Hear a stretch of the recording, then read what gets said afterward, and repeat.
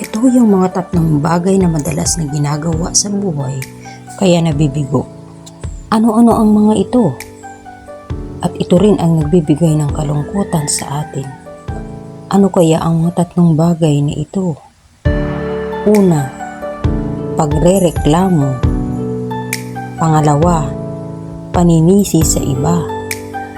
Pangatlo, hindi marunong magpasalamat. Unang-una, kapag tayo ay nagrereklamo, wala talagang mangyayari sa ating buhay kapag tayo ay mahilig magreklamo. Itong pag-uugali ay dapat nating iwasan upang tayo ay umangat sa buhay. Pangalawa, paninisi sa iba.